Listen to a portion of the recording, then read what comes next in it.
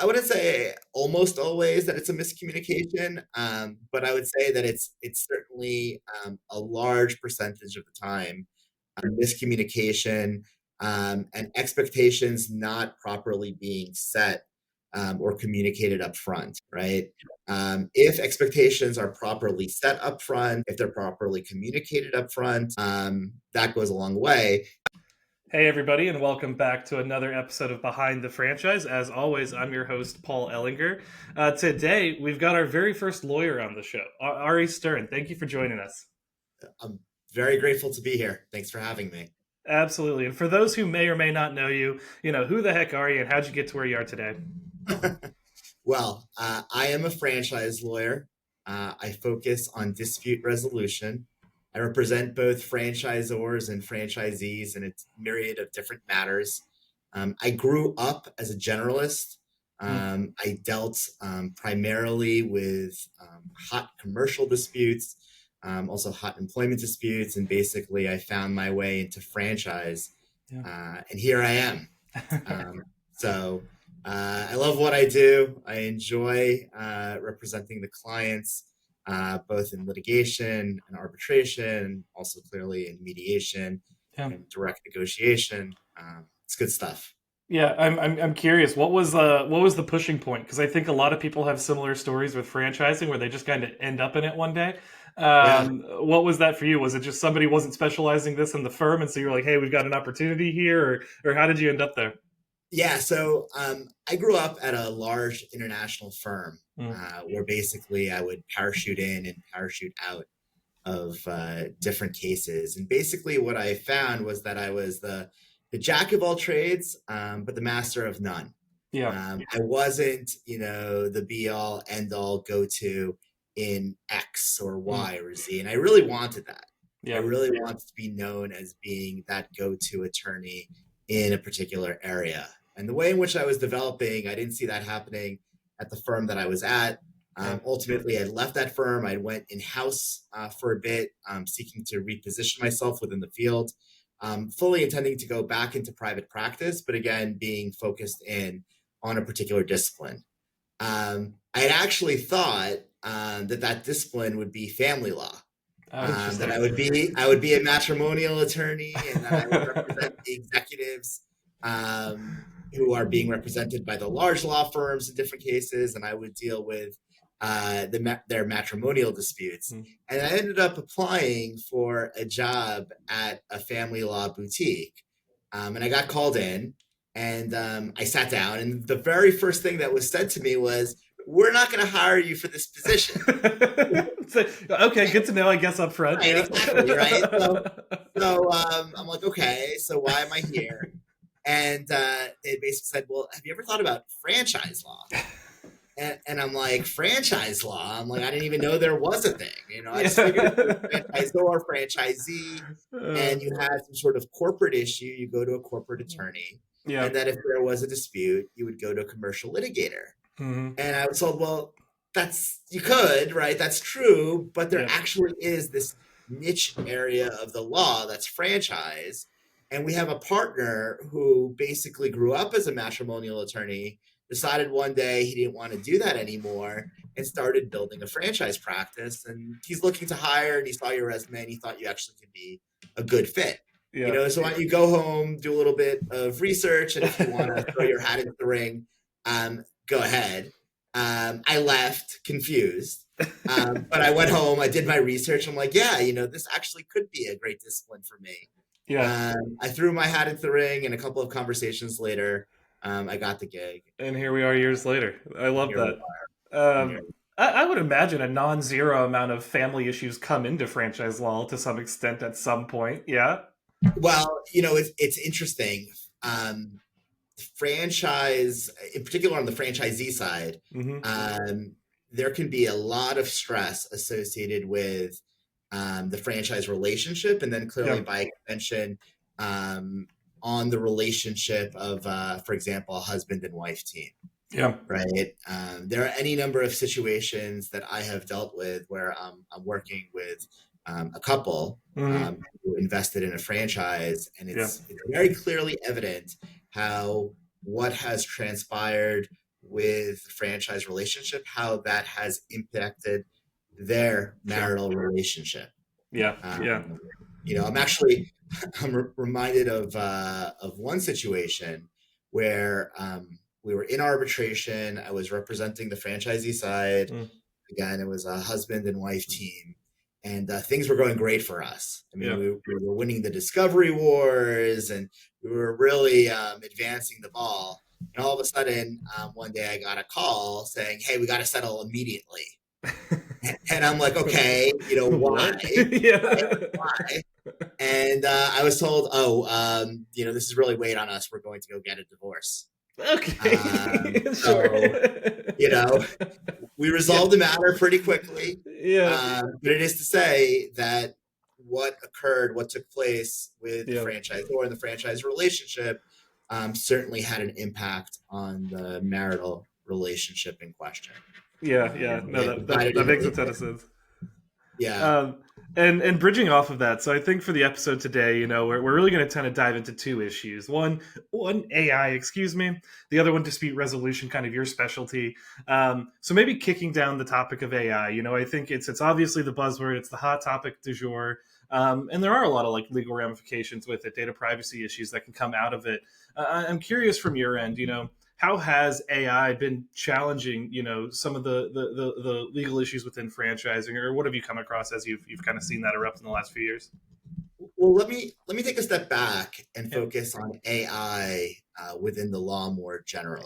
So I've been involved in a non-franchise matter, in which the other side had submitted something to the court, which appears to have been AI generated. Oh, interesting. There were fictitious case names that were used. There were cases that were referenced which didn't stand for the propositions which they were cited for. So AI is finding itself into this world and into various industries in different ways. Clearly, in the legal realm, right, that is one of those ways. I do see AI playing much more of a role in franchise in a number of different ways. For example, I can see franchisors turning to AI to help in the generation of their annual franchise disclosure documents. Sure. I could also see franchisors turning to AI for the generation of franchise agreements. While AI can certainly be helpful in drafting franchise disclosure documents and developing franchise agreements, my major concern, my major worry for franchisors is that the AI, because it's not perfect, is going to miss any number of different things. And that relying on AI is going to cause some major problems for franchisors where they're not working with competent attorneys who do this day in and day out in order to make sure that their franchise disclosure documents are tight, right? To make sure that their franchise agreements are as properly laid out, right? And set forth contractual terms that are as best beneficial to the franchisor as possible. So I certainly see AI playing a much more major role in the legal realm, and I do think that it's going to play a much larger role in franchise as well. Yeah. Do you? I mean, you make a great point there. Do you think it's fair for a franchisor to create that first draft? To use AI to create a draft and then take that to an attorney? Is there value in that? Is that something you would scoff at as a lawyer? Is that something you'd be like, oh, they're taking initiative to learn or something? Like, how would you view that in the first place? Well, they certainly could, right? Clearly, that's a fair enough answer. Right? That's their choice. Right, but attorneys, especially those of us who do this day in, day out, who are competent in the field, we have our specific templates that we really like, right? Language that we have found to be beneficial and helpful. So we may take a look at what's been provided by the principal of a franchisor, right, and take it into consideration in developing a franchise disclosure document or developing a franchise agreement. But I certainly wouldn't just, touch it up here and there. That would not be my practice. Yeah. Frankly, I See think a couple anybody of who red lines in that document, I'd yeah, imagine. I think anybody who does that may be opening themselves up to malpractice. Sure. Um, but yeah, um, clearly a franchisor's principal can do yeah. um, you know, as they like, and they can use AI. But I do think that there would be a host of problems and issues that would arise, um, once Yeah. that document is out there in the marketplace. Yeah, yeah, and I think at the core of AI, honestly, at the global scale, but then also within franchising, is kind of data use and privacy, right? Because I think obviously the large class action stuff going on against the large LLMs is totally around that. It's hey, you're violating copyright law. I'm curious, even apart from AI, but just data practice in general in franchises. I feel like they're modernizing. They're getting more digitally focused. Is that a larger and larger focus that you're seeing for franchisors where it's like, hey, we are collecting a ton of customer data. We're collecting a bunch of this. We need to do so in a proper way. Um, what are your thoughts on that? Yeah, I think data privacy laws, cybersecurity are becoming all the more important, right? Not just Hmm. for franchise, but for businesses generally. Yeah. So I definitely do hope that franchisors and also franchisees are taking a very close look at making sure that they are keeping to those laws and making sure that data is properly protected. Yeah. That definitely is something that already has a significant focus Hmm. already within compliance, and I think will take an even greater focus in the years to come. Yeah, yeah, no, that makes sense. And transitioning a bit kind of into dispute resolution. So your specialty, kind of within the franchise space, you've represented both sides. I think a question you probably get asked a lot is like, how do we not end up with you? If I had to guess, right? Like, how do we not end up within a dispute situation? And Yeah, so, what are what's kind of the typical advice you're giving to folks that maybe not before they've engaged you, but in the terms of like, hey, how do I not end up here someday? yeah. So the best way, from my perspective, Mhm. not to end up in a dispute is by actually having a lawyer involved very early on in the Mm. process. Yeah. And let me play it out both on the franchisor and franchisee sides, Yeah. right? So on the franchisor side, you can work with someone focused on dispute resolution to Mm. help craft the dispute resolution provisions that are found in your franchise agreement. Mm. And you can set up the dispute resolution process in such a way so as to make the playing field as advantageous as possible in the event that a dispute presents itself. Sure. I do not believe that there's a one size fits all. I do think that there are pros and cons to different strategies, and franchisors don't spend enough time really thinking about, hey, what would be best for me? What would be Hmm. best for Hmm. my system? How can we create a process that keeps our system healthy, that ends disputes early on, and Mm. helps us move on as a franchise system? So I think working with a competent attorney who is focused on dispute resolution within the franchise space can be of significant value, Yeah. right? Helping nip disputes in the bud and keep money in the pocket of the franchisor entity. Yeah. Um, let me just take one more minute to discuss the franchisee side, Yeah. because when looking at a franchise opportunity, often there's not enough focus on, hey, in the event of a dispute, how should I be dealing with this? Mm. And I think working with someone who has represented franchisees and knows how disputes are often resolved is very helpful, right? Hmm.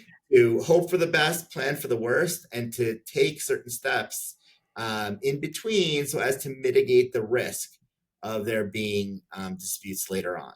So Yeah. I have worked with any number of different clients. When it looks like a dispute may be presenting itself, in order to provide advice and counsel on, hey, how can we nip this in the bud? Hopefully, best advance your interest with the franchisor, and then be able to just move on and do what's best for the franchisee, right? Yeah. In terms of generating business. Yeah, and I would imagine a lot of what you see probably comes down to people using like a local attorney at the very beginning that may not have specialized in franchise law, and so doesn't know just the the intricacies that may come about. And then by the time it gets to you, it's like, hey, actually, if we look at the FTD, like we're missing really important structural things here. Yeah. Is that often what you see? So on the franchisee side, it basically boils down to just two situations or two Mm, categories of client. One category of client works with an attorney that does not specialize in franchise. That yep. attorney assisted them getting into the franchise, and basically there were a whole bunch of different things Mm, that should have been done differently, or that were missed, right? mm-hmm. So that's one category of client. A separate category of client are folks who basically didn't work with an attorney at all, Yeah. right? They just Yeah. decided to do their own due diligence, sign on the dotted line, and go forward. Yeah. So I have those clients as well. That makes a ton of sense. I'm curious, like, and maybe from the franchisee side, like, what are maybe common red flags they can look out for as they are kind of entering this journey into franchising and reading through documents. I think FTDs can be long documents; they can be tough documents to consume. What advice or red flags do you ask people to or advise people to look out for as they are, going through and coming through these legal documents? Yeah. So on the looking at the franchise disclosure document, Mm, right, for a minute or two, um, there are certain things that a franchisor must disclose to a franchisee in mm, order to be in compliance with the Federal Trade Commission franchise rule, to be in compliance with the laws of certain states. mm, So having a legal review up front where a franchise attorney can look through it and start picking out certain things that are questionable, yeah. I think adds considerable value, right? Because sometimes the best deal is no deal at all. And Right. that franchise attorney can help you see that, hey, the way that this was disclosed was deficient. The way that that was disclosed was Mm, deficient. yeah. That's one thing. Secondly, just because a franchisor represents something in a franchise disclosure document doesn't mean that it's necessarily accurate, or it Sure. doesn't necessarily mean that it's complete, Hmm. right? So, for example, at item 3 of a franchise disclosure document, a franchisor is supposed to disclose certain disputes, right? Certain Yep. litigations, certain arbitrations. That doesn't mean that they necessarily do so Yeah. in the way in which they should, right? So a competent franchise attorney is not just going to look at the four corners of the document, but is also going to perform due diligence outside to see, hey, can I find a case out there involving this franchisor, Yeah. right? Maybe it should have been disclosed, maybe it shouldn't, but it may very well weigh on the franchisee or prospective franchisee. And the prospective franchisee may decide not to sign on the dotted line. Sure. So I think that having that type of legal review, right, looking at the four corners of the document, also doing the outside research can be very helpful. One other thing, um, in addition to the legal review, which clearly is very important, it's also vital to have reviews by other professionals, Sure. right? For example, those who focus on accounting, Mm, those who focus on business planning. Those folks can be very, very helpful in taking the information that is found in a franchise disclosure document and evaluating it from a financial perspective. yeah. So that Yeah. is one as well. Yeah, it makes a ton of sense, and maybe switching the lens onto the franchisor side. Obviously they don't start a franchise to get into disputes with future franchisees. They want to avoid it probably at most costs. What are your advice to them to where it's like, hey, let's assume a dispute will come up in the next 20 years. Here's how I would recommend we kind of build out so that when we get there, we can resolve it quickly, we can resolve it fairly, and in a way that doesn't kill the brand, right? Because I think having disputes is not great for a brand, obviously, but they're going to happen. So, what are you recommending to early franchisors as they kind of kick down this journey, to make it more better outcomes for them in the long run? Yeah, so there are any number of different provisions that could be included in a franchise agreement Mhm. that would help mitigate the risk of being involved in a dispute, especially mitigate the risk of there being disputes system wide. Sure. I think one thing that could be helpful to franchisors is having a provision in the franchise agreement that specifically requires direct negotiation or a Yeah. face-to-face meeting before there's any type of arbitration or litigation. Yeah. Far too often, I think these disputes arise because there is a lack of communication, because folks are not speaking to one another. And if folks can agree up front that, hey, this is important, that it's a material condition of the franchise relationship, and it's material clearly prior to initiating an arbitration or litigation, I think that that could go a long way towards nipping disputes in the bud.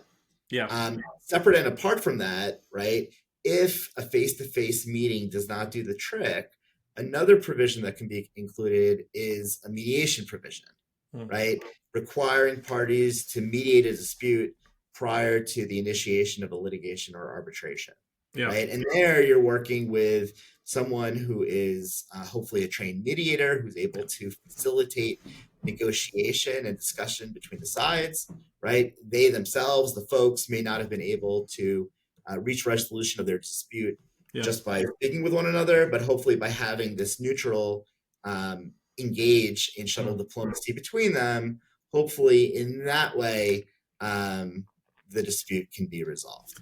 Yeah, so it sounds like put the bumpers up, basically. Like, give yourself outs that aren't immediate litigation so that you can potentially solve for the human side of this, which is, to your point, it's got to almost always be a miscommunication, like at its core.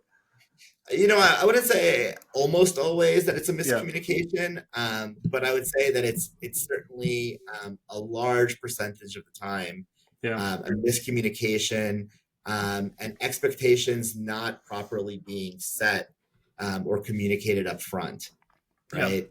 If expectations are properly set up front, if they're properly communicated up front, that goes a long way. And by the way, right, that ties us back to franchise disclosure documents and the use of AI, right? Because I think that AI may not be able to communicate as well in connection with what brand standards may be. And that necessarily working with a trained attorney who focuses on franchise, that will enable the franchisor to better communicate expectations and standards to prospective franchisees and to existing franchisees. You know, harking back to the beginning of this, I think you're in family law still. You know, you're talking about missed expectations, better communication. Like that sounds like how you resolve a family dispute as well. There are a lot of commonality. There are a lot of commonality.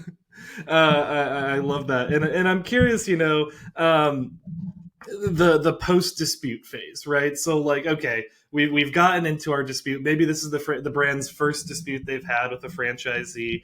How do you recommend your clients kind of communicating that out, right? Because I think that's got to be a large part of this. There's always a two sides to everything. But let's say you're on the Zor side. How are you, you know, advising them to talk about this moving forward, right? Because there's got to be a lot of intense feeling. There's of anger, potentially embarrassment. Like, how are you advising them in that situation? Sure. So first, it depends when a dispute resolves, right? And I had made reference to item 3 of a franchise disclosure document. It may very well be that a franchisor needs to disclose the dispute and certain material terms of how it was resolved in the franchise disclosure document, right? So clearly the franchisor needs to be mindful of what's required under the Federal Trade Commission franchise rule and make sure that its item 3 disclosure keeps to the rule to the extent that a disclosure is necessary. And franchisees within the system probably will see that franchise disclosure document at some point, right? So franchisors should be mindful that it's not simply about prospective franchisees learning about the dispute, but that even existing franchisees will find out about it. Generally speaking, though, putting aside the item 3 disclosure, a franchisor should not be speaking illy of the franchisee that was involved in that dispute. I don't think that is to the franchisor's benefit. I think it's important to take stock of where the franchisor and the franchise system are, and to focus in a forward-thinking manner, right? The dispute is behind us. We've learned certain lessons from that dispute, right? And we're going to be moving forward in a much stronger, more productive fashion. Yeah, makes a ton of sense. And moving into transitioning into kind of our last section of this episode, Ari, we always like to do just some quick hitter questions. The idea being, what first comes to mind for you, opportunity folks to learn a little bit more about you. How does that sound? Fair enough. Most misunderstood legal issue in franchising. So I think that the most misunderstood legal issue from the franchisor side is that technical compliance with the Federal Trade Commission franchise rule does not mean that a franchisor could not be held liable or responsible for engaging in deception. So do not think that just because you have a technically compliant FTD that everything's covered and cleared. Yeah, you still got to act. Claims of fraud or negligent misrepresentation or unfair or deceptive acts and or practices, you could still be found liable. And therefore, it's important, right, not only to make sure that your franchise disclosure document is keeping with the law, right, but that you are acting above board. And that you're not engaged in any behavior or activity that may in some way suggest deception. Yeah, makes a ton of sense. First step for a franchisor to take to kind of become ready for this, and I'm assuming that answer is going to be go talk to a competent franchise lawyer. And so then I'm going to rephrase that question to be, how do you find and pick a good, competent franchise lawyer? Yeah, that's a great question. There are a lot of folks who hold themselves out as being in the world of franchise when in fact they are not. So when evaluating different attorneys, trying to find the right attorney for you, I think it's really important to do a deep dive, right? Find out about articles that they've written on the subject. Find out about instances where they've spoken about franchise. Hopefully they've done so in a large setting, right before, for example, the IFA or the American Bar Association Forum on Franchising. I would also ask to speak to references. If you're able to speak to existing clients, former clients who could speak to the attorney, what the attorney has done for them, and what the attorney's experience is with franchise, I think that would be very helpful in making a decision on who to go with. Makes a ton of sense. And softball, last question. What's something most people don't know about you, Ari? Something that most people don't know about me, I would say that I was born in Puerto Rico, but I speak extremely limited Spanish. Very limited. Un poquito. I like that. I was born in Thailand and I speak no Thai, so you know what? Commonalities. There you go. But no, absolutely appreciated this, Ari. This was a fantastic episode. I think, honestly, just a dearth of knowledge, or excuse me, a plethora of knowledge for the audience. And I think it's an issue that I think probably comes up for people when they're not ready for it. And so I like the idea of hey, be prepared, be proactive and not reactive. That's got to be the most useful thing in all of this stuff, I would imagine. Yes, I definitely think the more proactive you can be, the better. So the better prepared, I think the more likely it is that you're able to avert disputes, that you're able to focus on growing the franchise, whether you're on the franchisor side or franchisee side. I definitely think preparation is of significant value. Yeah, perfect. Well, Ari, thank you so much for your time today. We really appreciate it. Thanks so much for having me. Absolutely. And everybody else, thank you for listening to another episode of Behind the Franchise. Hope you enjoyed it as much as I did. And we'll talk to you all on the next one. Talk to you later.